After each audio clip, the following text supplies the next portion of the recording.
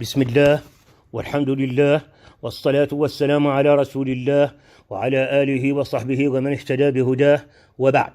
فقد اطلعت على الكتاب الجامع اللامع الذي حق له المطالعة والتعليم، وقل في حقه التقريض والتسليم، وكيف لا وهو يحتوي على التبجيل والتعظيم والإشادة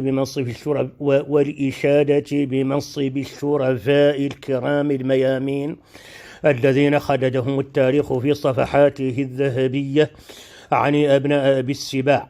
وقد برهن جامعه الشريف السخي الذكي أحمد سالم والمحمد الأمين والعبد الودود على بر والده، حيث جمع ما شهد به العلماء والقضاة والشعراء من شهادات سامية ومدائح رائعة ومراثي صادقة، وكفى هذا الجامع وحده شاهدا على ذلك.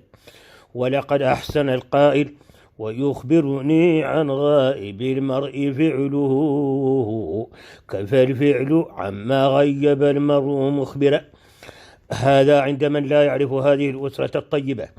أما نحن فإن لدينا العلم اليقيني بفضل هذه الأسرة، وخصوصا أحمد سالم ووالده محمد الأمين.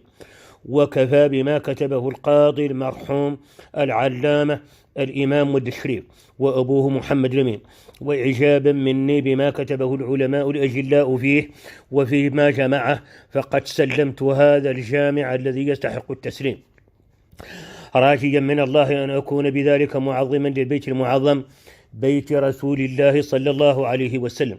وكتب بدي ولمحمد سالم وللقاضي